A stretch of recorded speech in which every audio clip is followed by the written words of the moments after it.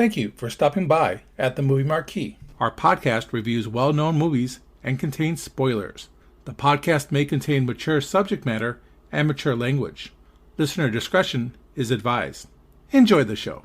Quiet on set. Places, everybody. And action.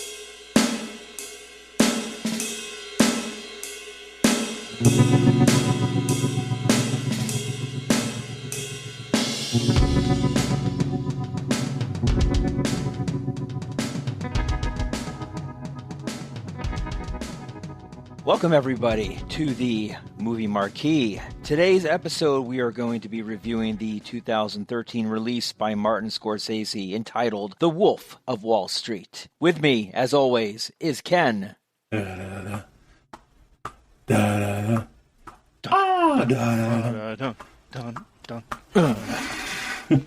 Woo! And, of course, Ted. Eric, how the fuck else are you supposed to do this job? Cocaine and hookers. And me, your faithful host, Eric, and there's no nobility in poverty. Ken, what do you got for me on the particulars for this one?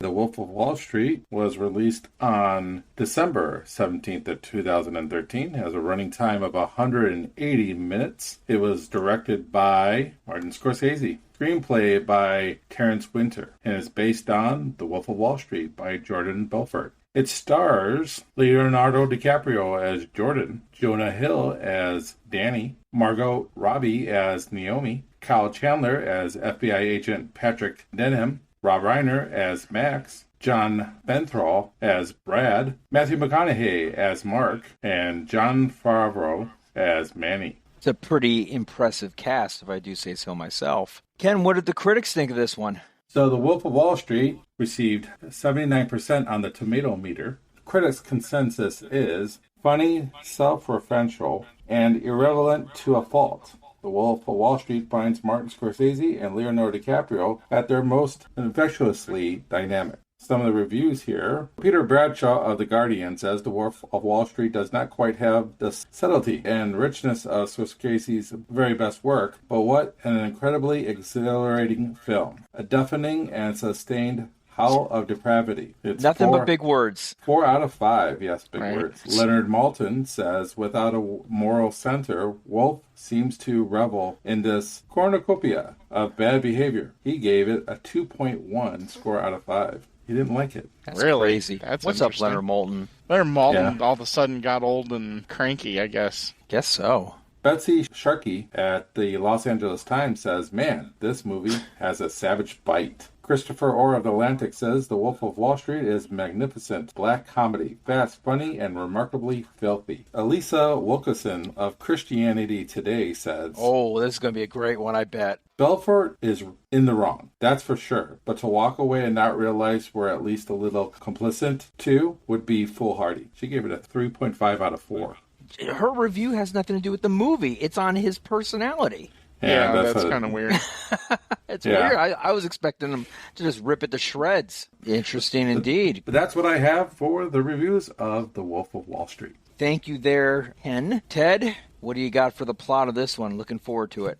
In 1987, Jordan Belfort lands a job as a Wall Street stockbroker for L.F. Rothschild, employed under Mark Hanna. He is quickly enticed into the drug-fueled stockbroker culture and Hanna's belief that a broker's only goal is to make money for himself. Jordan loses his job following Black Monday, the largest one-day stock market drop in history, and takes a job at a boiler room brokerage firm on Long Island that specializes in penny stocks. Thanks to his aggressive pitching style and the high commissions, Jordan makes a small fortune. Jordan befriends his neighbor, Donnie Azoff, and the two found their own company. They recruit several of Jordan's friends, whom Jordan trains on the art of the hard sell. Jordan's tactics and salesmanship largely contribute to the success of his pump and dump scheme, which involves inflating the price of a stock through issuing misleading positive statements in order to sell it at an artificially augmented price. When the perpetrators of the scheme sell their overvalued securities, the price drops immensely, and those who were conned into buying at the inflated price are left with stock that is suddenly worth much less than what they paid. To cloak this, Jordan gives the firm the respectable-sounding name Stratton Oakmont,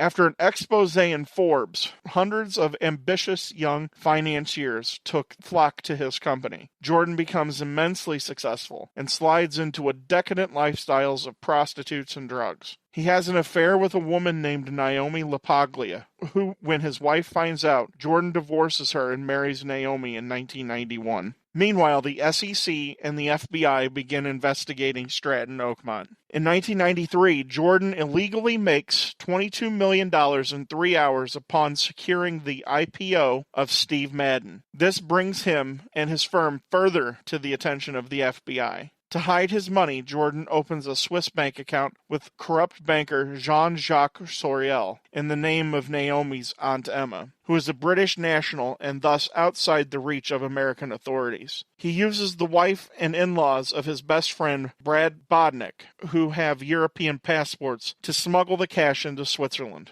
Donnie and Brad get into a public brawl. Donnie escapes, but Brad is arrested. Brad does not say a word about Donnie or Jordan to the police. Jordan learns from his private investigator that the FBI is wiretapping his phones. Fearing for his son, Jordan's father advises him to leave Stratton Oakmont and lie low while Jordan's lawyer negotiates a deal to keep him out of prison. Jordan, however, cannot bear to quit and talks himself into staying in the middle of his farewell speech. In 1996, Jordan, Donnie, and their wives are on a yacht to Italy when they learn that Aunt Emma has died of a heart attack. Jordan decides to travel to Switzerland immediately to settle the bank account. To bypass border controls, he orders his yacht captain to sail to Monaco, but the ship capsizes in a storm. After their rescue, the plane sent to take them to Geneva is destroyed when a seagull flies into the engine. Jordan takes this as a sign from God and decides to sober up. 2 years later, the FBI arrests Jordan because Soriel, arrested in Florida on an unrelated charge, has informed the FBI on Jordan. Since the evidence against him is overwhelming, Jordan agrees to gather evidence on his colleagues in exchange for leniency. At home, Naomi tells Jordan she is divorcing him and wants full custody of their daughter and infant son. In an impulse, cocaine-fueled rage, Jordan assaults Naomi and tries to drive away with his daughter before crashing his car in the driveway.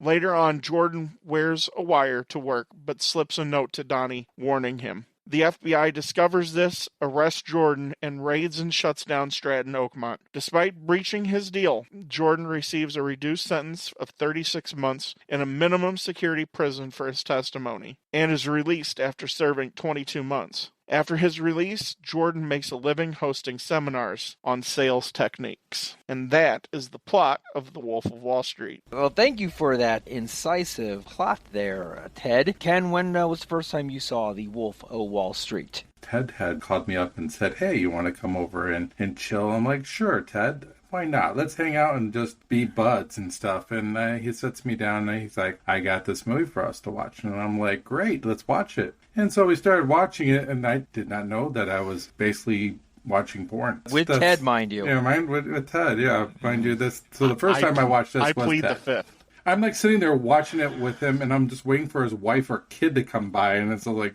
Well, that brings up an interesting story. I'm going to think it's probably not the first time Ted has seen it. I saw it opening night on Christmas Day. Merry Christmas to you, right? Exactly. I went with my wife and her half-brother and sister, her brother and sister. Not too awkward. Yeah, no, family thing, sure. Well, they were all of age. It's okay.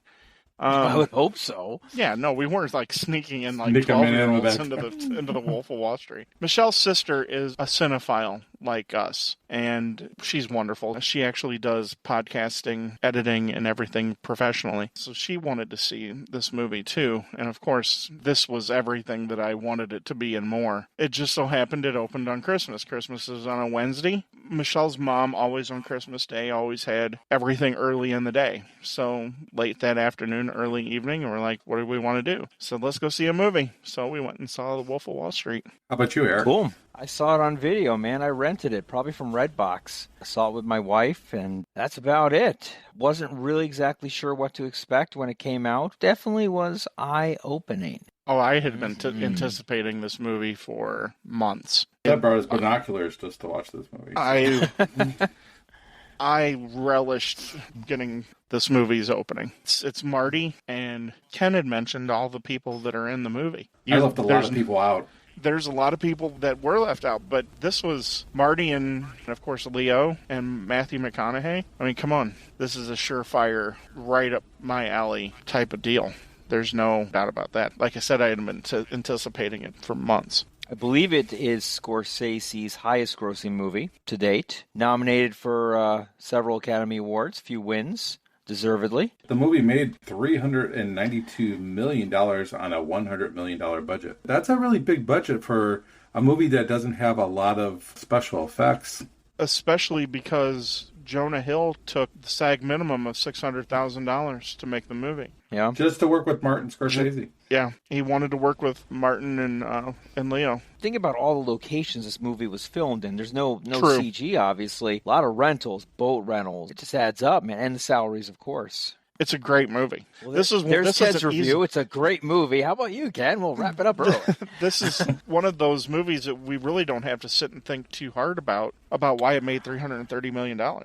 That's true. No, that's clear. We know with a cast like this and the plot, it is definitely a movie that was bound to be successful. And obviously, it has some controversies involving some of its Subject matter. expletives. Subject matter is a little on the gray side, for lack of a better word here. I think anyone who's listening to this podcast has hopefully seen this movie and knows kind of where we're going at. There is as Ken said, it's a borderline porn flick. It's got a lot of nudity. It's got a lot of swearing. I believe it held the record with Guinness Book for most swears in a movie. I don't know if it still holds that record, but that's pretty impressive. The fact that it stayed away from like an NC-17 rating is kind of amazing. Well, the first cut of the movie did get NC-17. I would love to see the first cut of this thing. It's 7 hours long? What the heck? Right. What they had to do to get the R rating, in the scene where Naomi and Jordan's butler is having the gay party. Oh, yes. What they had to do to get the R rating, they had to go into the lobby of a hotel and film a chair that they could then superimpose into the scene to cut out one of the male guys in the scenes, his genitals. Otherwise, it would have gotten the NC-17. But it was that scene in particular that they had a problem with. Because, you know, the MPAA, being the paragons of virtue in movies, they have usually one thing. This is what set it over the top.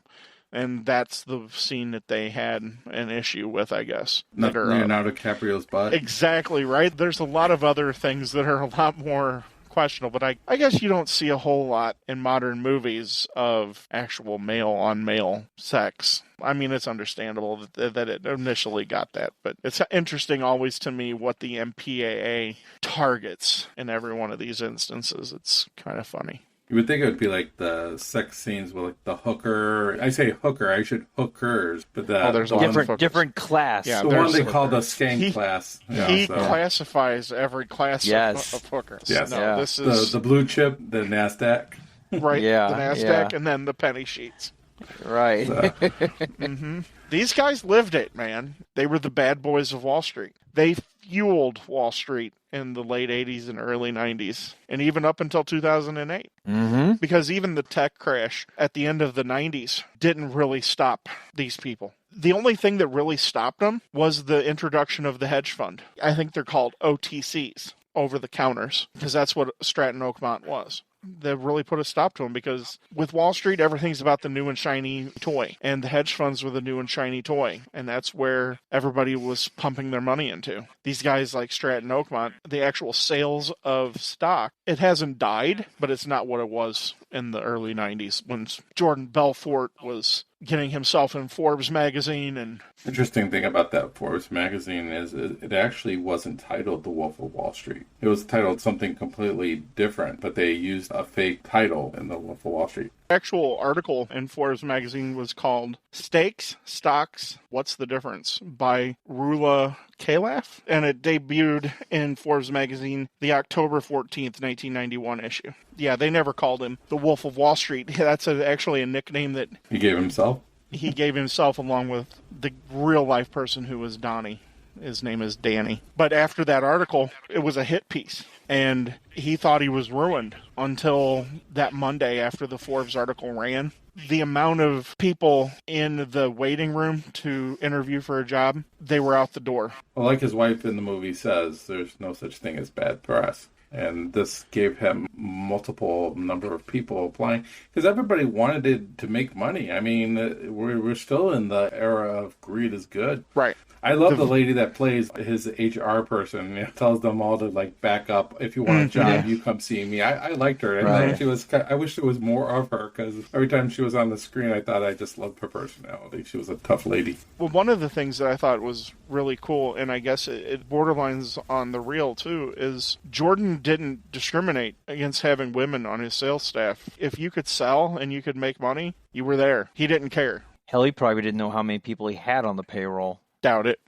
I was watching something because it makes him seem like he knows everybody and that everybody adores him. But I was watching videos of him making his speeches. People treat him like he's just like a regular CEO. Some people really care less about him, and then you have the people that love him. It wasn't like a love fest like I think the movie makes it out to be. He is kind of a douche. I wonder how good of a person he was to the people that were around him. Did they idolize him that much? It depends on who you ask, I guess. I would imagine so. It seems like a lot of his relationships are transactional. Completely transactional, absolutely. Yeah.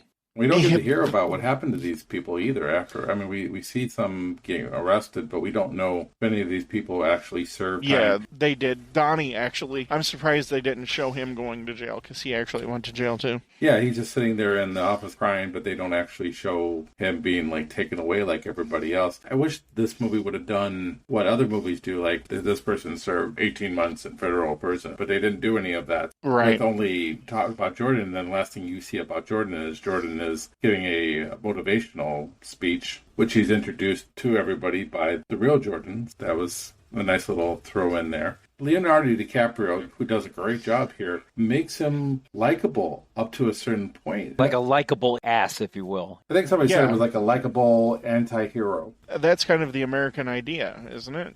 Where we do tend to like these people who are kind of like damn the man type of people, even though that they are trash human beings. But he's thumbing his nose at the establishment by what he did. That's kind of the American thing. The American public loves people like that. And for whatever reason, everybody thinks that they have the abilities. Oh, if given the opportunity, that could be me in the Hamptons with a helicopter and a 170-foot yacht. You know what I mean? Good in some sense, but it's really bad because people like Jordan can take advantage of that. And he's a brilliant salesperson. As far as being likable, he's as detestable as they come. That era of Wall Street, it's who these people were. I mean, you look at Milken and guys like that who served time for insider trading in the 80s. These were people who cheated to get to the top, and nobody really said a word. But they're magnetic personalities. That's why he's doing motivational speaking down in Australia now. I consider that a low point, though. I mean, obviously he's barred from trading for life. To do motivational speaking, I consider that just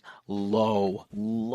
I don't know if he does. Have you guys ever had a job interview where the individual across the table conducting the interview did that sell me this pen bit? No. I have. Yeah, really? Mm-hmm. Sell me this pen. Yeah. Oh, man, that's... Yeah. Was that before or after the movie? But you know, it's funny you mentioned that. Probably right around that time period. If I had a company dependent upon sales, I would think about having my salespeople listen to somebody like Jordan Belfort. He's resurrected himself. Yeah, he took penny stocks and turned them into gold by just manipulating the process. This should have been an indicator, but in the late 90s, when I fell into the industry, it was subprime mortgages. All right? Oh, boy. When I first started there, the manager of the office, as me and 3 other guys that started there, made us watch Glengarry Glen Ross. Nice. Dead serious. I'd never seen it before. He's like, I want you to watch this movie. Cool. We watched it. I was like, oh, okay. Concession stands are just right down the hall. Yeah, it was very odd, but he was looking at it from a motivational, not the fraudulent side. Of course, in the end, AmeriQuest is a very fraudulent company. Are they still around? Oh, no, they're long gone. It's a special breed to be able to be a salesman. Very, very much. And I think you're right by saying that Jordan, being a motivational speaker, it does work because it does change people's approaches on how to sell certain things. And the pen question probably is a very good question, how to sell this pen. And I do like the answer about supply and demand, making it important to them to have that pen. You have to give them a reason to want that pen. When I was selling car insurance, that's what my broker was trying to push on me. You need to convince them that they need this and why they need this. Because if they don't think they need it, they're always going to tell you no. Never take no for an answer. Pretty much what it was. He made me call him back, be like, did you compare your apples to apples and oranges to what they... I'm like, I'm out. Yeah. It does take a special breed to do sales. And I think that's one of the most attractive things about this movie is that you literally fall in love with him as an anti-hero, kind of an asshole character who he's in it just for the money, and he's in it just to really take care of himself and take care of his close inner circle. But even that starts to fall apart towards the end. One of the articles I read said he was doing 23 drugs at one point. He said the depiction of him in the movie for the drug use wasn't even close. They underplayed it, yeah. Underplayed that part of it. That's the man's still alive, too. That's crazy. That is still insane. Alive. The fact that he says that he no longer does drugs makes me question that because of how much drugs he did. He might. I mean, he very possibly could have gotten himself clean. Possibly so, but if it's true about the part when his wife wants to divorce him and then he goes and he's got coke stashed in one of the mattresses. That's not surprising at all. In the couch? Yeah, the couch. Yeah, that's one of the least surprising things about that whole scene. But he says that he's like 2 years sober and all that, so that tells me if you did that then, you probably have a way to get to it now if something were to go in the wrong direction. I'm not saying that he hasn't changed. I mean, if you see him on some of these interviews, though, I mean, he seems that he's on something. Well, some of these salespeople, too, that the Jordan Belfort type... He reminds me of McAfee. Yeah, exactly. Their engine runs hot to begin with. I can't remember what show I was watching. I think it could have been Narcos, where they explain where cocaine for some people, actually, if you're hyper like that, where your engine's always running hot, it's going to slow you down. It slows you down and brings things Crazy. center. That's like what Mark Hanna tells Jordan Belfort when they're having lunch. It centers some people as mind-blowing as that can be. Yeah, he said it keeps them sharp. Keeps them sharp between the ears. And those guys, they made the Cali cartel untold billions of dollars in cocaine sales. A huge chunk of everything that went on. It was Caligula-type levels of debauchery. That's what this movie was. It's not even close to Caligula. But you know what I mean? Like, what these Wall Street guys were doing in the late 80s and 90s, it was debauchery unlike things we haven't seen in hundreds of years. These guys lived everything and consumed it at such levels. I mean, they had $26,000 meal. I mean, I love that scene. Yeah. That's what these guys were doing because, one, the money is there and pretty much unregulated because Reagan and Carter had deregulated a lot of these things, and the money just flowed like cocaine and alcohol. Let's kind of talk about some of the characters here. Let's build on that, and we can move into some of these great scenes in this movie. The characters themselves, it's incredible. It's an incredible list of talent. That's awesome that you're going to go here because that's what makes this movie, is all of the different characters that come and go in and out of Jordan's life. That's why I say most of his relationships are transactional. He has all of these people that come in and out, and they're all magnificently interesting. One of my favorite scenes is really the opening 10 minutes when he is having lunch with Matthew McConaughey. Right. At the new job. I mean, that scene alone is just incredible. McConaughey is just such an incredible actor. Really, in that scene, obviously DiCaprio was almost like a supporting actor. That is all McConaughey. Oh, yeah. McConaughey.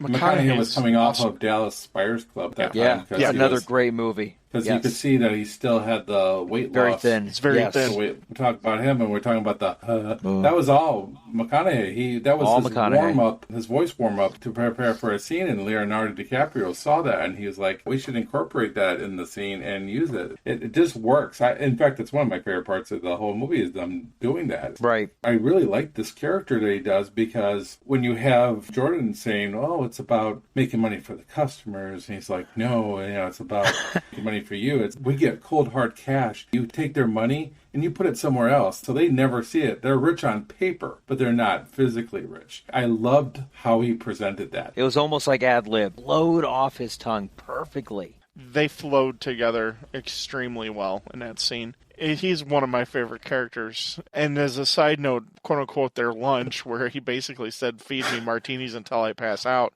Right. That meeting between Jordan and Mark Hanna actually took place in the Eyes on the World at the top of the World Trade Center. I've became a McConaughey fan over the last few years. Originally, he didn't press me much. It was more of these pretty boy, flyby type of movies like How to Lose a Guy in 10 Days, those type of flicks. But I think Dallas Buyers Club really changed how we look at him. And I'm really appreciative of what he did in that particular movie that actually really prepared us a real actor here. I just think he brings this character to life. I mean, we are introduced to him on the floor, and he's going back and forth with that other broker, and they're just trading barbs and insults back and forth. It's just a lot of fun. Interesting that it was 9:29 when they walked in and starts talking with the guy who tells him that he's a lowlife. And it's 9:29 for about 4 or 5 minutes. So yeah. Finally, it turns 9:30 when Matthew McConaughey says it's 9:30. So right. I'm sitting here looking at the clock, and it's like, it's still 9:29. How long is this minute going? Crazy. It's a lot of fun, and the movie starts off with bang right in your face with a lot of this drug and sex and everything to prepare you for what's to come, and then it backs off a little bit and gives you a little backstory, and it's very interesting to see what would have happened if we didn't have that crash. He, on the first day, what if he became this Wolf of Wall Street or whatever he would like to call himself? It's a great opening part. I would have liked to seen what happened to Mark Hanna. Probably jumped out the window. The last time you see him, he's on the phone and he's like, holy, crap. That's because the Closed, market right? shut down, stopped the bleeding. They actually closed the market. But we don't know what actually, after he says that, whatever happened to him. Does he bounce back? I would have liked to know a little bit more because he sets Jordan on his path. And it would be interesting to find out if he also ended up face down in the gutter, basically. Well, a guy like Mark Hanna's not going to go the penny stock route. I mean, let's be honest. He probably blew his head off. Or jumped out a window, lost everything. Margins or he got a job at Goldman Sachs. Which then eventually probably jumped out a window or blew his head off. DiCaprio, we've already talked about how wonderful he is. He makes Jordan very likable. You don't hate Jordan really at any time until you see him punch Naomi. His wife. Up until then, you're forgiving him for everything. But once he hits her, that changes the ball game. But up to then, you're kind of rooting for him to even do more than what he's already done, which is really wrong. Well, the relationship between DiCaprio and Jonah Hill, Donnie, is a very interesting relationship between these guys. Donnie is practically playing your New York stereotype, Long Island sleazeball, for lack of a better word. And he was nominated for Best Supporting, wasn't he? Or did he win that? Yeah, he was nominated for Best Supporting. Yeah, I mean, it's incredible. The chops he has, Jonah Hill has really made a name for himself in acting. Moneyball, phenomenal in that, just a whole bunch of movies. The group of people, just these, I don't want to say losers, but this group of just sleazy people that are all getting together to just rip people off. It is a great group. They work so well together in this. I guess the group is a bunch of people that he knew. The way they introduced Donnie and Jordan didn't really happen. They didn't meet in a restaurant. Jordan's wife introduced Donnie to him. There wasn't a $75,000 check to show to quit his job. That stuff didn't happen. I actually read that did happen. The real Donnie, he says it didn't happen like it does in the movie, but Jordan did show him a $72,000 pay stub, and that's what caused him to quit his job. Yeah, that's one of the things that he disputes. But it wasn't at the restaurant. They already no, knew it wasn't each at other. a restaurant. It was, I think, at their apartment building, if I remember the article correctly. I have to admit, I'm not the biggest Jonah Hill fan. I really never have been. But this movie, he does hit it out of the ballpark. And he does a great job of being part imbecile at sometimes, so being very smart. It's just a really nice balance. Some of the things he does is married to his cousin. First cousin. I married my first cousin because if anybody is going to, have sex with her, it's going to be me because, I have that right because I'm her cousin. So he's trying to justify marrying his cousin because he doesn't think anybody else is good enough for his cousin, right? Yeah, except for him. And then they were talking about what the odds of the kid, growing up like 60%. Yeah, and he's just like, take it out in the middle of nowhere and just drop it. He's like, nah, just kidding. We'll take it to the institution. You really wonder, though. I mean, Donnie is a crazy character, but he's also one of the most reckless characters. One of my favorite Donnie things that made me laugh was where they were talking about the entertainment bill, and they're like, all the stuff that they ordered, and they're like, oh yeah, we spent this much money on appetizers. And Reiner's like, what, do these sides cure cancer? And he goes, yeah, they cure cancer. They actually did, yeah.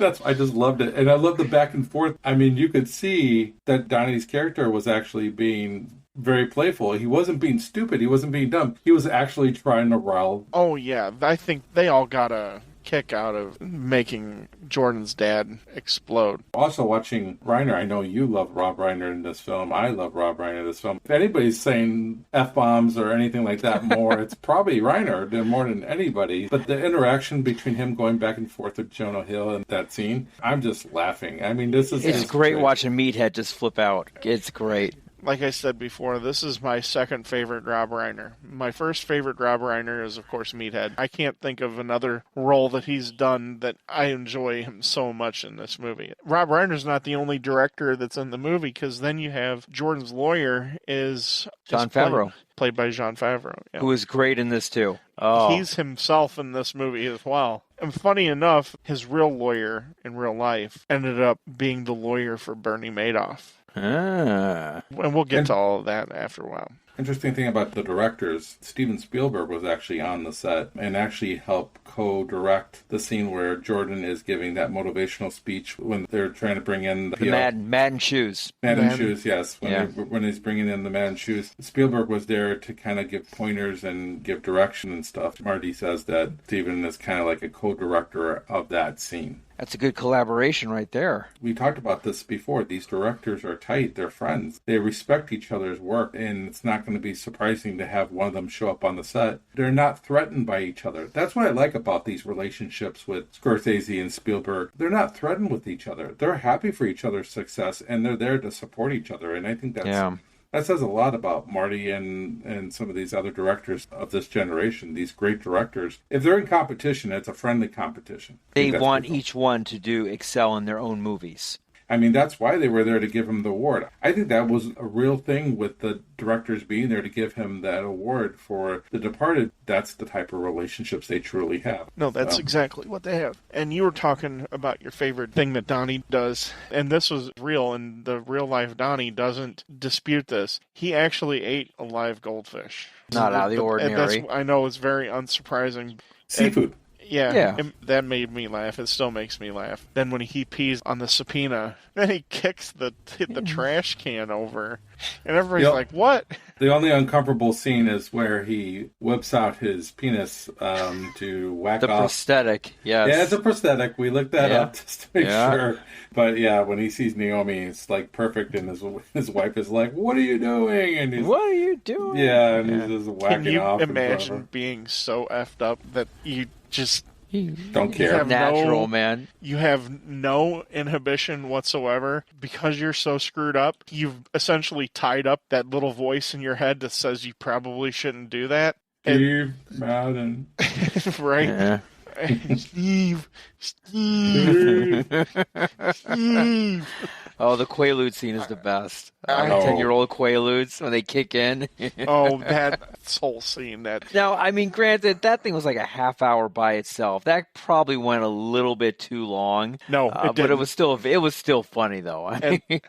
When I saw it the first time, I almost had an accident. I was laughing so hard. I don't know why it makes me laugh so hard, but it just does. The ultimate punchline of that whole scene is the next morning when he's arrested and he goes out and he sees his Lambo. Is this your car? Right? I made it home okay. What are you talking about? I've been home all night. Like before they Quaaludes took into effect, they're downstairs working out on the treadmill. And Take another. That's always a bad idea. If you're not feeling it, don't take more. That means it's coming, and then you're just going to make it all the more worse. Honey on the phone with Switzerland. Go straight to the drool face. The whole inner monologue of Jordan being like, well, I'm not going to be able to crawl down the steps. I'm going to roll.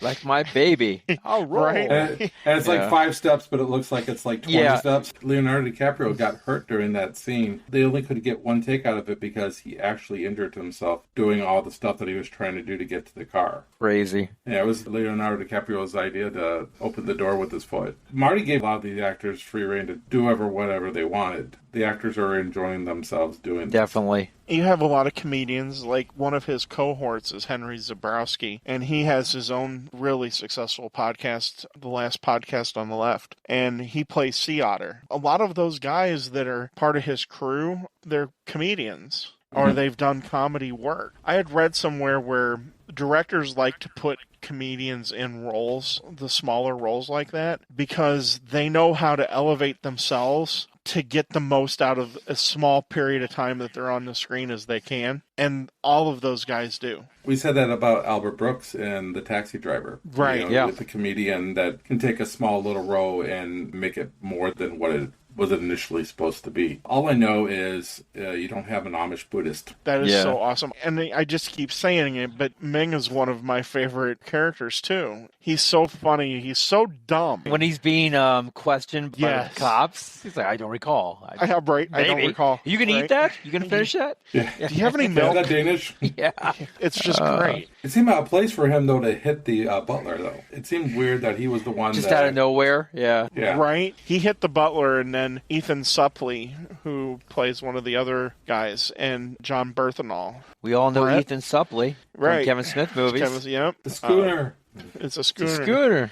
John Berthenol got really noticed with The Walking Dead, and he was on the first couple of seasons of that. And then he's branched out, and he's become a really good actor. One of the best roles I've seen him in recently, he played Lee Iacocca in Ford versus Ferrari. Oh, really that's a good great in that movie. The whole cast, they all come together, and like what you were saying, Ken, that there's a lot of freedom. We're right in the high point of Marty and Leo's relationship, where he trusts Leo enough to be able to go off script, kind of like the relationship that Marty had with De Niro. And going into some of the other characters here, I believe this was Margot Robbie's first main movie. Yes. And she made a pretty good splash in this one. Yes, she did. Myself. Yes, she did. She was very nervous about the nude scenes. I would be too. She ended up having to drink 3 shots even to do it, and she was even lying to her family about her face was transposed onto another body. I read that too. That's sad. Yeah. She shouldn't have ever felt pressured to do it. I think someone like her, let your imagination flows, but they left nothing in the imagination when it came to, showing her body or anybody's body in this particular movie. We got to see pretty much everything. But like you said, you don't think she was pressured, but at the same time, I think there's a pressure that she probably put on herself probably to do it. I think you would still have a great movie here if you had less of the nudity that was in this movie. What I think doesn't make it egregious, when the moment that you get uncomfortable, there's always something funny that comes right close to it to ease that tension. That's a good point. It never has made me uncomfortable. If we're talking about the one particular scene, the most famous scene, where he goes up to her apartment and then she comes out naked, it's then played immediately by Jordan Belfort saying, well, yeah, I had sex with her for 15 seconds. And then you had the dog nipping at him. The dog. That's why I don't think that it's egregious. And one of the other great scenes is after they've had the fight and she's telling him that he's not going to be able to touch her. Right as that gets it at its most uncomfortable, Jordan looks back and he points to the nanny cam, and so it's played off for a laugh. Because she's saying, Mommy doesn't want to wear panties anymore. This is what you're going to see me wearing more and more often. And then, of course, with the camera, you have those 2 security guards. They're laughing their butt off. Right, they're the same name, too. Rocco and Rocco. Those 2 scenes are played off as funny and they're jokey when everything is going okay for Jordan. The time where it doesn't feel okay anymore and it really got uncomfortable, and I think it's purposefully done, is the last time they have sex.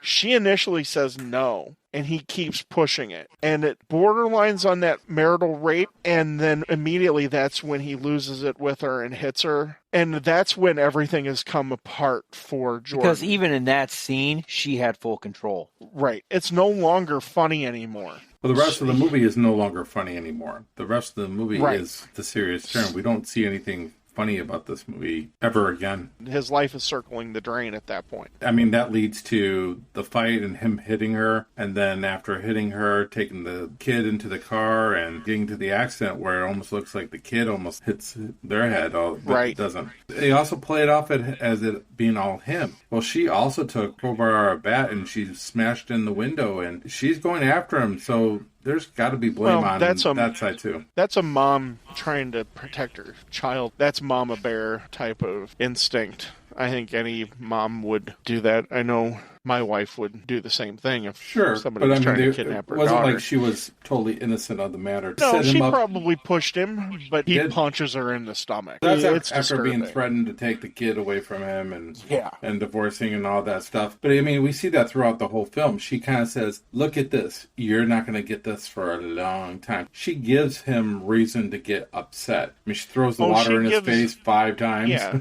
I love that scene too. But even that's played off as jokey. Yeah. It's not until the end where it gets really uncomfortable. Because even the throwing the water, that's all still jokey, and it doesn't jokey. It doesn't feel like it's abuse until the end. It just feels bad. They play it off as trying to be as a normal thing for them. Oh, this is our fight. This is our makeup time. This is just how things are. My wife's going to accuse me of something.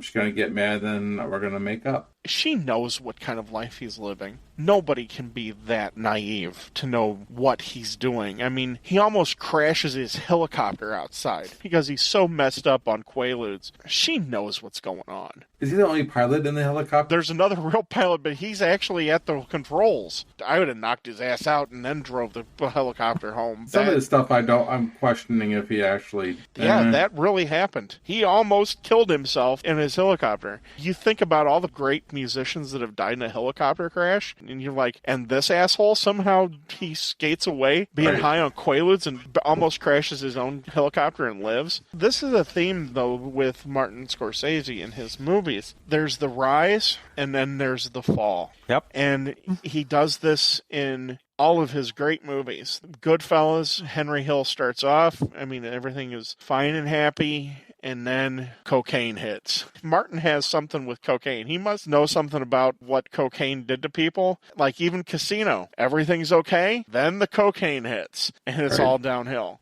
I'm sure it's very similar to what really happens to people's lives. I mean, you can see what the effects of that culture have had on people. They used vitamin B tablets. That's a crap load of vitamin B. Snorted up vitamin B. I think it was B6 or B12. That's a lot of vitamin B. That's a lot of vitamin B. Jonah Hill got sick and got bronchitis from all the I'm dust. Sure. That's a lot of blow running around there. And at least they were getting their vitamins, I guess. It's a hell of a way to get your vitamin B12, snorting it up your nose. Margaret Robbie, we were talking about the nude scenes, but as far as her acting, she is a gifted actress. She does a really great job of being almost an equal to Leonardo DiCaprio here, who is already a big established star. And she is doing a great job playing off of him. They have a natural chemistry. And in fact, when she was reading for the part, she had to slap Leonardo DiCaprio, and I guess she really hit him hard, and she thought he was going to sue her, but he's like, no, I love the energy. I love what you're bringing to the table. And a lot of other movies I've seen her in, I really like her. Her talent matches her beauty, I think. I think she does a really good job. Oh, definitely. She's every bit his equal in this movie, and I haven't seen her in anything that I haven't liked. Yeah, I mean, everything I've seen her in has been just incredible. What you just said about her being an equal here, I think that's almost about the whole cast. And even though Leonardo DiCaprio does a great job, everybody raises their level. The whole cast just brings her A game, that no one outshines the other. Leonardo DiCaprio has just a bigger part. That's all it is. We just talked about Rob Reiner. He steals every scene that he's in. If he, even on the videotaping where he's telling him what to do on his wedding night, or he's answering the phone when he's trying to watch The Equalizer, they're scene stealers throughout the whole movie, which allows them to be at the same level, I think, as Leonardo DiCaprio. One of my favorite scenes in the movie, it's very subtle, but it's played out very well. Coming from the beginning to the end of the scene, how it turns out, is when Kyle Chandler goes on his yacht and is discussing with his attorney. You never talk with the FBI. So what does he do? He invites them. He invites them over. And it's very interesting how he's just subtly talking with them, and then, by the end of it... Throws lobsters at him. Yeah, throws lobsters at him and stuff. I call these fun coupons. Fun coupons. Only problem with that is it's not real. It never happened. That whole scene never happened. It didn't happen. But it's a great scene. You totally could have seen him do something exactly like that, though. Kyle Chandler, I'm glad you brought him up. He's one of those people who's under the radar, but he's sneaky good in everything that he does. He can play a bad guy really well, and then he can play a cop really well, but then he can do the super dramatic thing. I believe he was the brother in Manchester by the Sea. Yes, he was. That's a great movie. Everybody loves the series that was on NBC, the Friday Night Lights series. Mm-hmm. And he plays that really well. He's one of those actors that is sneaky good in just about everything that he does. He does a great job here on the boat when they're going back and forth with the lines. Yes. He switches from this kind of serious FBI agent to like a joking, and he took the part and kind of brought a lot of different aspects to the character in that one scene. In that one scene, he was able to make that character have a lot of different angles, which... kind of baiting him like he's interested in the offer, Yeah, and throughout the rest of the movie, we don't really see that, but in this particular scene on the boat, he's bringing all different type of personalities to give Jordan a false sense of security. I really loved how they played it off against each other. I wish it was real because of how well this scene is. It's amazing how nice he was, and he's like, did you just bribe an FBI agent? And then it just went, It was just really well done, but I totally agree with you, Ted. I think he's a very under-the-radar actor. He's the kind of guy you want to play this part. I think he's perfect for this type of role. He elevates whatever role he's in around the main characters. Because it doesn't seem like he ever really is a main character. He was in the Friday Night Lights TV series. He was one of the main characters. But he's always almost secondary character, but part of the main storyline. Yeah. And he always elevates it to the next level. The first movie I ever saw him in, it's a bad movie, but I used to like it when I was younger, was Pure Country with George Strait. I love Pure Country. He's in that movie, yeah. He played the roadie. Right. Yeah, he was trying to become George Strait. Right. Getting busy with Susan Sarandon. No, it wasn't Susan Sarandon. It was... Leslie Ann Warren. Leslie Ann Warren. George Strait does an okay job. But yeah. Tail's a little over the top, but, it's obviously for the look. Yeah, George Strait never had a ponytail. Right. I like the fact that the first wife is grounded, but she's also the reason why he succeeds the first time around. She's the one that says, you're a stockbroker, not a stock boy. And she does wonder why he's taking money from the poor. That's what I was just going to say. She gives him the idea for Stratton Oakmont, essentially, to feed the shit to the whales. And I think she does a really good job. I wish towards the end of the marriages there, we would have seen a little bit more of what happened. And all of a sudden, she's gone. I like how she catches Jordan and Margot Robbie. The limo, yeah. Right, in the limo, And then his excuse is, well, I thought you were at the beach house. It's like, right. If you weren't at the beach house, it would have been okay. And he's full of crap. He knows he is, too. It's great. All the stuff he says to try to get out of things doesn't make any sense. They're all incriminating. It's like, I wouldn't have done this if I knew you would have been here. Wait a second here. That doesn't mean that it makes it right if she wasn't there. He does that for a lot of different situations. In that scene with Donnie where he's wearing the wire and he slips the Post-it note to Donnie saying, tread lightly, did he leave the note there and they found it, or did Donnie rat him out? That's a good question. Not sure. That part's true. That's what took him down and what sent him to prison. I don't know how that all happened.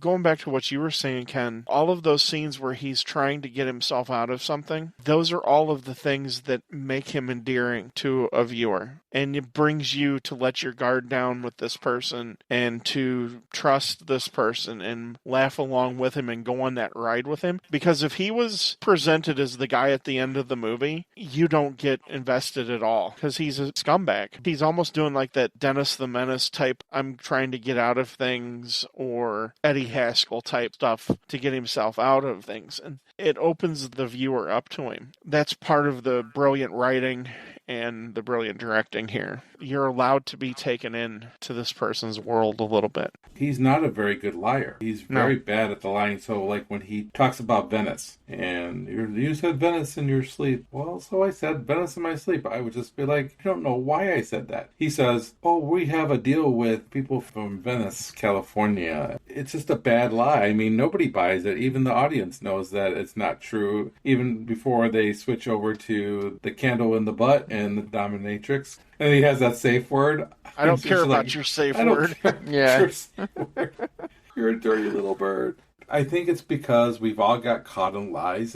Not as shady as him, but there's something about him that we relate to in some type of way. Right. It brings this man who's living this totally unrelatable life to being relatable. It's really brilliant. We've mentioned all of these characters and all of the different scenes and everything, but I think it's these characters that make this an easy 3.5 hours. Because you don't even know that 3.5 hours has went by. I think it's 3 hours. Or is it 3? Or it's close. 3. It's 180 minutes. 3.5. Now that might be that's like Irishman type. The Irishman. You're right. It does flow. You're Real waiting smooth. for that next great scene because you know there's going to be another just scene where he just goes completely off the edge, and you're almost like, how can he top this? You know? Right. It's a real smooth, easy 3 hours, and you don't usually say that about a 3-hour movie. At some point, you're looking at your watch and you're going, this and this could have been pared down. But it's a real easy 3 hours, and it's due in large part to these characters and these actors. They really do an amazing job.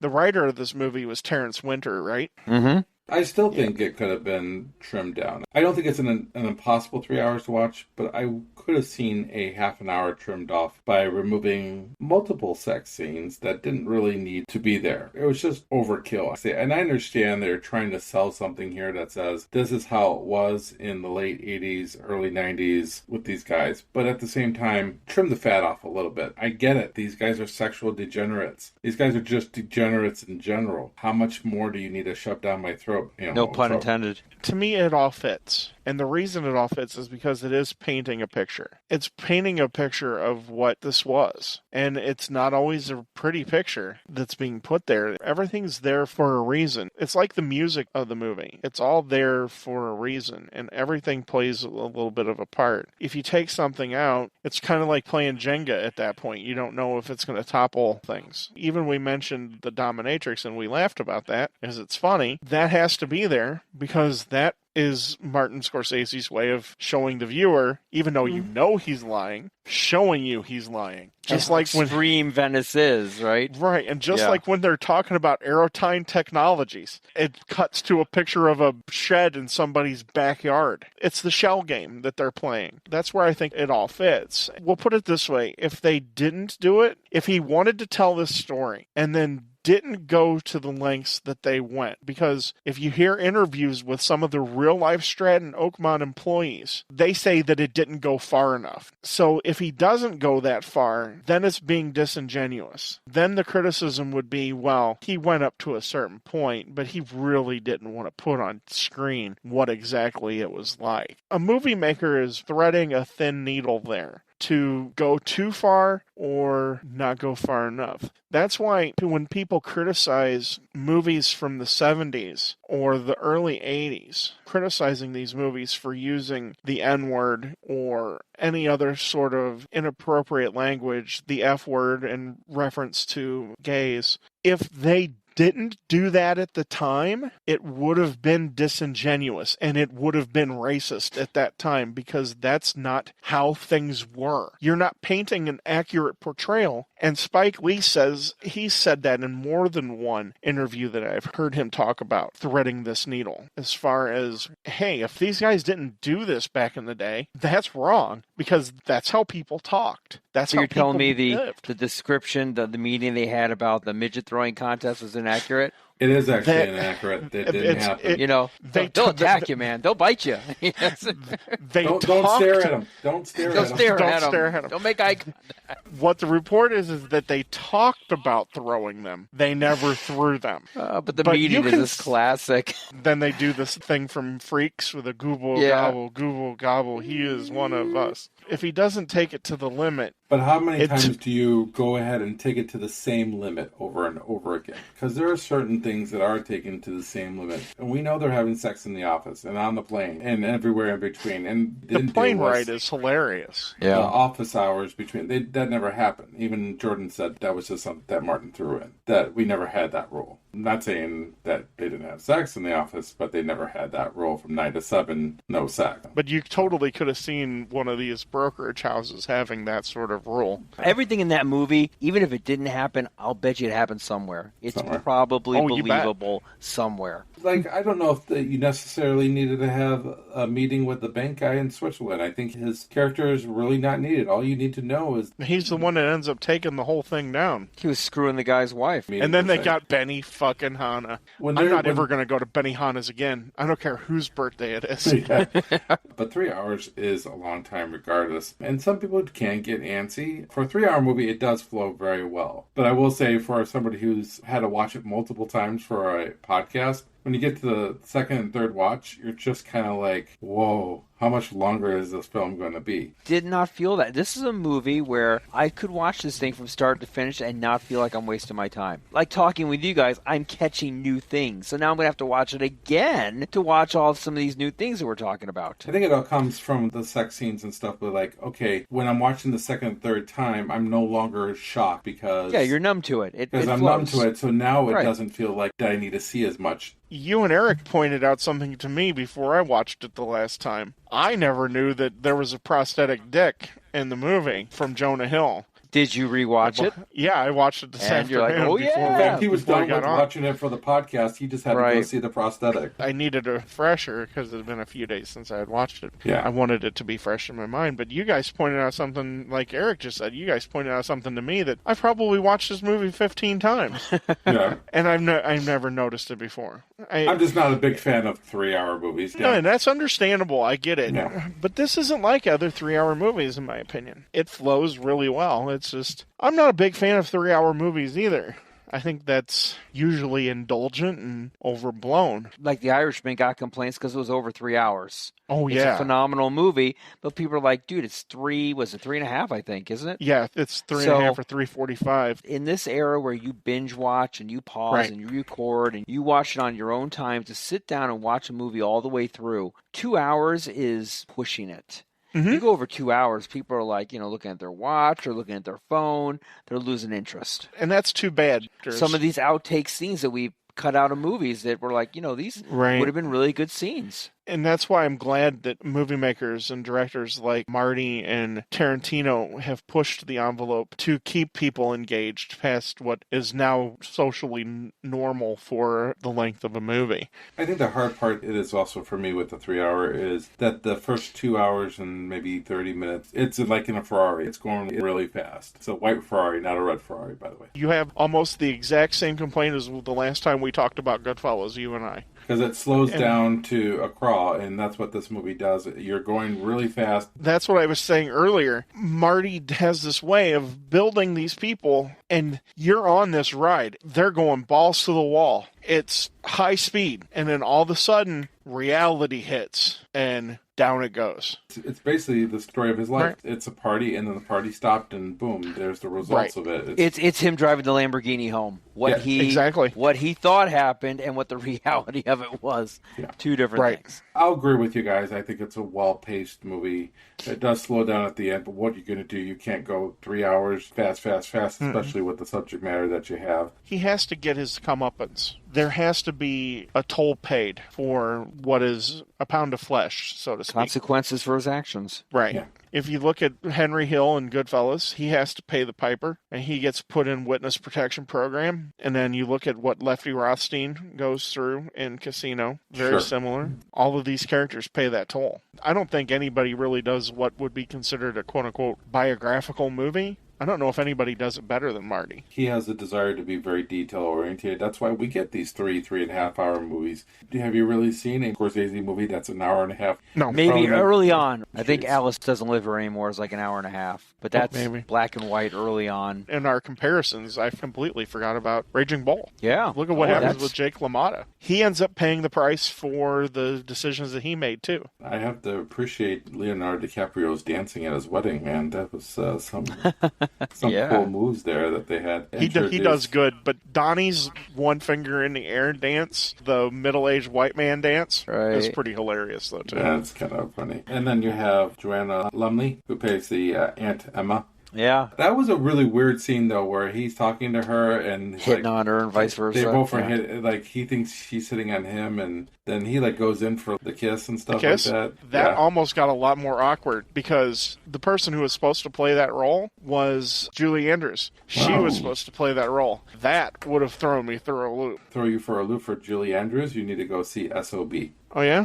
Oh yeah, Blake Never heard of Edwards, SOB. Julie Andrews, and I'm not encouraging people to watch this movie for this reason, but Julie Andrews shows her breast. Wow. The Hills Are Interesting. Alive. She with the Sound of she Griswold. plays a actress who is known for her Disney type of characters, kind of like Sound of Music and things of that nature. And she wants to get out of it because her last movie bombed. The guy who played the Swiss banker, he won the Oscar for Best Actor from The Artist. Okay. Oh, the artiste. Great. John Berthenol character has a lot to do where the directions of this movie actually go to. I mean, he's the guy who sells the pen when nobody else can sell the pen. He gets all mad with the ketchup bottle. He's, trying to get some ketchup. Yeah, he's flipping out. He's flipping out. And he's working out in the backyard, and he's talking to those guys selling smack. But for whatever reason, he doesn't want to get into that business with him. He has, I guess, his own little lucrative business. Selling He's like- Quaaludes. He's a drug dealer. Jordan really puts him up on a pedestal. Kind of that special relationship in Brad and Donnie's interactions that also bring this down. They meet at, it looks like the same strip mall that Jordan went to for those penny stocks jobs. Yeah, oh yeah. And then, of course, they get busted by the cops because Donnie wants a apology from Brad because he cold-cocked him. Then it just leads to the police busting them. But I don't know what they would have busted them for. He just had a case full of cash. A lot of cash. Is it illegal to have cash and there's no drugs to be It found? is questionable. The cops would never have been interested Right. if things hadn't got physical. That's what brought the attention. But he went to Because- prison. Yeah, because he wouldn't talk. Probably prior offenses and stuff. Oh, I'm sure he was Yes. very well known. It could have been for that because there was no drugs found or No, anything at no, the no, time. no, it's So- priors. But he probably could have gotten off, even with his priors, for turning on everybody. But he Right. didn't turn on anybody. Speaking of rats, how about PJ Byrne as Dickie Rugrat? Yeah, Rugrat. that's great. The hairpiece. Yeah. He's like the smartest guy there because he's actually an actual lawyer.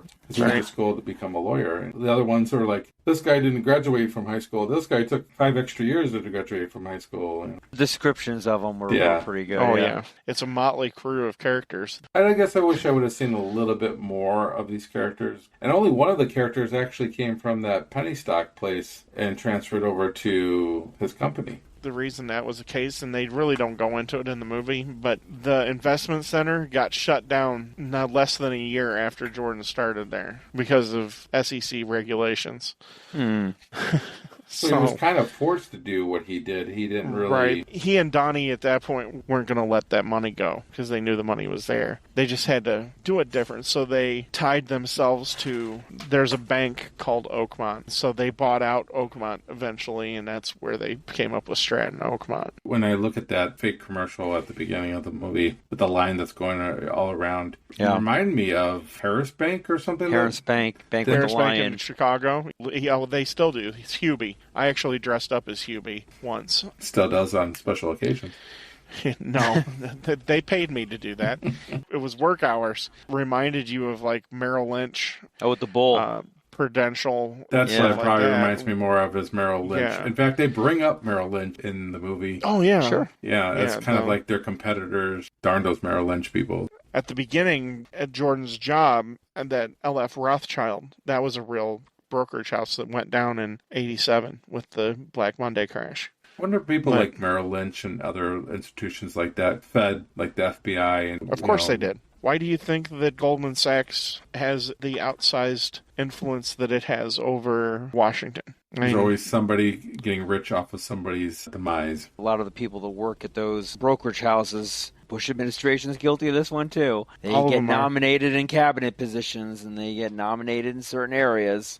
Alan Greenspan survived Yeah. how many presidents? Exactly. I got a question here, because this movie kind of reminds me, because there's a lot of similarities to it, of Wall Street. What are your thoughts between the two movies? Because these are two movies that are Oscar-nominated films that had Michael Douglas won Best Actor for Wall Street. Gordon Gekko's Gekko. an all-time character. Greed is good. I believe he was based off of Michael Milken, the inside trader guy from the mid-'80s.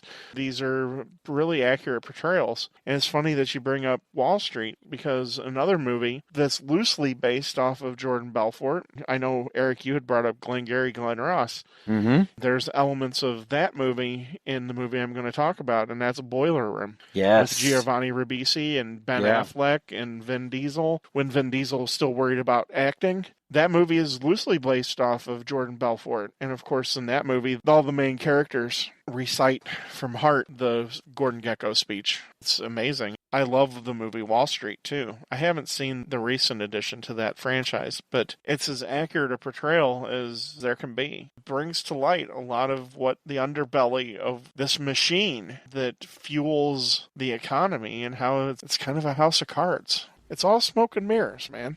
Don't forget Inside Job. That movie's magnificent, too. There's a movie called, I don't know if you've ever seen it. I don't know if it's in theaters. It might have went to DVD called Margin Call. Margin Call is And, phenomenal. Demi Moore. And, of course, there's The Big Short. Right, Short. I was just about to mention. Big I it. lived Short The is Big an Short. amazing movie. Really accurate movie, I might add. Adam McKay is Yeah. awesome on so Yeah. many levels. That movie is one I hope we get to do soon. Basis of these movies is it doesn't matter what you do, how you do it, as long as you make money and it's all for you and you live your life. And It's all then for you, Damien. It's all for you, Damien. And then they Yeah, all kinda. crash. Every one of those movies has a crash at the end, Mm-hmm. one way or another. No pun intended. And interestingly enough, the real life things that they're compared to all had a crash associated with them as well. The only thing I would bring up is the yacht and driving through the big storm. Okay, that was a And how little, yeah. And how yeah. accurate that was. That boat actually did sink. The plane itself did not happen. It crashed. It crashed, but did not happen for another week after that. They were not as Still. closely related to each other as it says in the movie. For Still time freaky. purposes. Did they actually go down and try to get the lewds because they didn't want to die sober? I mean, I haven't been able to find out if... The Quaaludes are almost like another character in this movie. yes, Oh, no yeah, doubt. They definitely. really are. It's almost like a driven character. Quaaludes and Coke, baby. We didn't even talk about how he met Naomi, at the party, and how the boyfriend right there is like, how many times are you going to ask her if she has ever... I wanted to... You want to punch Yeah. See, somebody? that's one of those cases where you should feel bad for that guy, but by that point, you're so invested into Jordan, that guy comes off as a complete jerk. He does.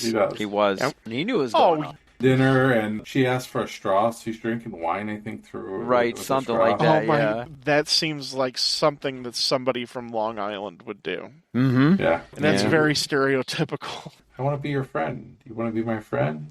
We're not going to be Yeah. friends. You can't be my friend. Ken, let's start with you on your review. What did you think of the movie? So this is another tough movie for me with The Wolf of Wall Street, because there's part of me that really, really likes this movie because the performances are great. The energy from all the actors just keeps this movie moving along. I appreciate these small characters. They're put in the right times to kind of keep everything going so you don't get bored with the Jordan character. Jonah Hill does a great job here. Rob Reiner. This is probably my favorite acting that he's done, even on top of All in the Family. I just love the fact that he goes from worrying up a storm because he's going to miss the equalizer to going to an English accent on the phone, and he's like, cheerio. But that's what these characters do. Matthew McConaughey, over the top, but not over the top. It doesn't feel like it's too much. It feels like it's just the right amount. And I think that's what about these characters. You want more, but at the same time, you appreciate the time frame that they've been given here, and it's the perfect amount of time frame that they're actually given. I'm kind of built in a way where too much nudity, too much swearing, too much of one particular thing can really get on my nerves a little little bit. And that unfortunately happens here. I'm not against having nudity in the movie, and I'm for having a nudity up to a certain point in this movie, but I think it was overkill. Does it ruin the movie for me? No. I think it's a well-made film. This reminds me a little bit of Taxi Driver in the sense that it's not my kind of movie, but it's a really well-made movie. It's not as well-made as Taxi Driver. Taxi Driver is, to me, is becoming just an amazing flick as far as how it was made. This movie isn't a step below that, but it's still made very, very well. And unfortunately, and I hate to give this grade, but this is how I feel. It's a B-. Again, if it was based on just how well it's made, it's an A. But based on the fact of what I like and what I want to see in a movie, unfortunately, the nudity and the subject matter itself, for me, it's just uncomfortable for me to watch. When I watched it the first time at Ted's house, kind of like, I like it, but I don't know if I should type of feeling. And I still have that feeling. I have the wife in the other room and she's hearing the movie. She's not even watching the movie and she's disturbed at what she's hearing. So it is hard for me. And I usually buy every single movie that I review for this podcast. This is one movie that I didn't. So unfortunately, it remains a B-. Well, I know what I'm getting Ken for Christmas this year. Exactly. Oh, yeah. Movie posters, Blu-rays, everything. Yep. I'll go into my review and we'll end it with Ted's. My review is a little different than Ken's. This movie, I hadn't seen this movie in quite some time. I gotta tell you, I loved it. Dare I say this, not my favorite Martin Scorsese movie, and I actually enjoyed it more than Taxi Driver. That's hard to say. Watch this movie twice, all the way through, and then bits and pieces. So you're like 6 hours in, give or take, plus the bits and pieces. And every time I watch this movie, it was never a dull moment. It was just an incredible array of characters. Everyone in this movie did a phenomenal job. I couldn't find really anything wrong with any of the acting scenes, the small bit scenes, the large scenes. Everything in this thing just flowed beautifully. The comic relief was great. Yeah, the nudity was a little strong. The language was a little strong. But you know what? I'm a big boy. I can take it. We'll push through it. I think in this movie, it was over the top, but it wasn't like forced on you. You know how in some movies, like some of those slasher films and movies like that, where they're just throwing forced, nudity and stuff on you, where you're like, okay, come on, seriously. But in this one, when it came to the subject matter of this era, of this type of industry, it was kind of interesting to see the reactions of all the characters as they're going through all of this, and they just don't care. They're just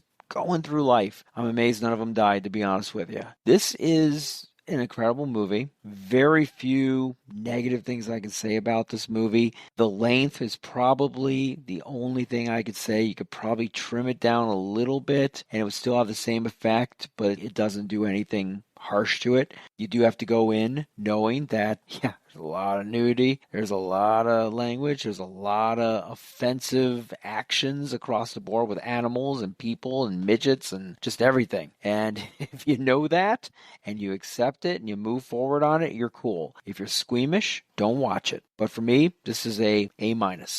Ted, how about you? I can't be disingenuous. I think it's pretty known how I kind of feel. I mean, earlier in the podcast, I kind of gave away how I felt about the movie. This movie is just wonderful. The reason you like it more than Taxi Driver, Eric, is because this is more of a happy movie, where that's definitely not a happy movie. It's also generational. Taxi Driver's done in 1976. You're going to relate more to a movie that's done in this era, but you're right. There is really no happy scenes in Taxi Driver. Yeah, no, nobody's happy. The writing of this movie was amazing. We didn't really praise Terrence Winter enough for how wonderfully written this movie was. To make all of these characters, even though, like we've said, that they're brief, Ken had mentioned that he wished he had more time with them. That's a testament to the writer, because he, in a short period of time, he made each of these characters feel real and feel like that there was substance there and that these characters were worthy of spending your time with them. And that's a hard thing to do when you have this large of a cast, to make all of these characters so really interesting. The way he directs this movie, like I said, I don't know if there's another director out there that does this quote-unquote biographical type of movie that does it better. He captures somebody's life like nobody else. in every one of these movies, and then he does it in The Wolf of Wall Street too, at the end, he holds up the mirror, and that character is forced to look at themselves in the mirror. And so you get that where they have that moment of, wow, what have I really done? That's innately satisfying too. As far as the acting, I don't know how much more you could really say.